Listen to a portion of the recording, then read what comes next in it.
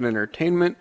So today I'm just going to talk a little bit about my sci-fi book that I'm very close to finishing editing on, and kind of this concept of science fiction versus science fantasy.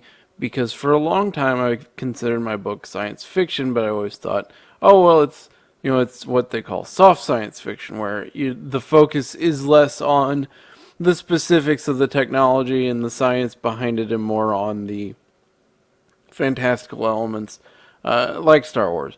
But really, it's science fantasy, which is this genre that's not often talked about. And the reason I have Sun Eater Book Three's cover up here, Demon in White, is because that series is science fantasy. The author actually calls it science fantasy, and reading, or rather listening to those books and thinking about my work, and I'm really at this point reclassifying it as science fantasy. And there's absolutely nothing wrong with that. It's not a big deal. It's just a little more accurate of a description, because there are some fantastical elements in it. The setting is not meant to be hard science fiction at all. I spend more time on the cultures and the characters and the aliens and the stuff that's going on, and more time asking, hey, what if we could do this with technology, rather than, okay, what is technologically, theoretically possible at this point, and how, and so on and so forth. So more akin to Star Wars, less akin to Star Trek. And Demon in White, I have not reached yet. I just finished Howling Dark. You've got my review up on YouTube if you want to go check that out. But my science fiction novel is the first part of a series of 3, although it's going to actually be a larger setting in general. The first 3 books are from a human perspective. They take place on Earth right after and then following an alien invasion, where you're going to learn a lot about the aliens involved, because they play a prominent role in the setting as well as in the development of the human race after their invasion. Because naturally, when you have humanity as it is now, and all of a sudden aliens swoop out of the sky, destroy all the governments in the world, and take over, everything kind of changes, right?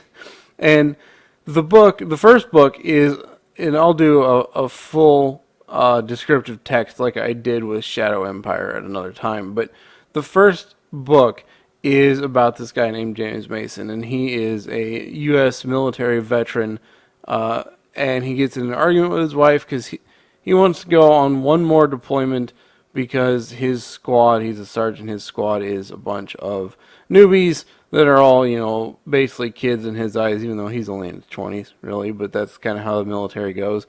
And he gets deployed, he's after this big fight with his wife, and all of a sudden, aliens show up. All the world governments get swept away, world militaries get swept away, and now he's caught behind enemy lines 1,000 miles away from his wife, and that's really all he wants. He just wants to get back home, but getting back home now requires fighting his way through the burning ruins of Iran, and trying to find a way to get there without getting killed by aliens or their increasingly complex political problems that have followed them here. So he's just kind of a regular guy, but he's got to get through all this stuff. He's got aliens hunting him down. He's got he's got to go through Iran, which has been devastated by the invasion. He's got to deal with everything all of this entails, while all the while wondering if his wife is even alive back home, or what back home even looks like at this point. So it's really a human story. It's also a story about what really makes something or someone a monster, because it's very easy for us to look at our enemy as a monster, as in this case literally inhuman, but inhuman. And the book kind of takes a look at that as well, is are you really sure the people you think are monsters are? And are you really sure the people you think are saints are? So the book kind of has a dynamic where it's looking into that through the lens of this guy that's just wanting to get back home, and it's pretty easy for him to see the aliens as monolithic monsters because his life was fine. Yeah, he had a fight, but whatever. And all of a sudden, these aliens come swooping in. Everything goes to hell, and there he is, stuck 1,000 miles away, thinking his wife might be dead. So then the second book is going to follow about a year later, and it has a different focus, as does the third book, and it gets more into the occupation itself. Because this first book is really all within the first year of everything happening, and everything's still pretty chaotic.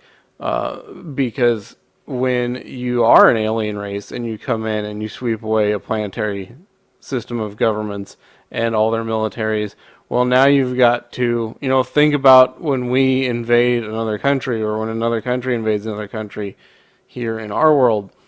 It's not that simple. You don't just go, okay, we're in charge now.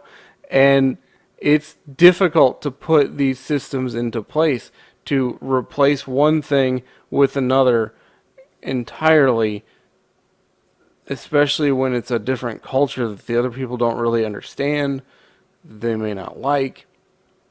So it's a lot of kind of back and forth in that regard. And hopefully everybody will really enjoy it once I finish it and publish it. But the first two books will publish pretty close together, I think. And the third book, I have not started writing yet, but I'll be getting to that after I finish Shadow Empire. So let me know what you think in general, especially in the difference between science fiction and science fantasy, if that's a thing you've heard of before, and so on. Let me know in the comments down below. If you liked the video, please hit the like button. If you're not subscribed, please consider subscribing. Hit the bell for notifications, and I will see you next time.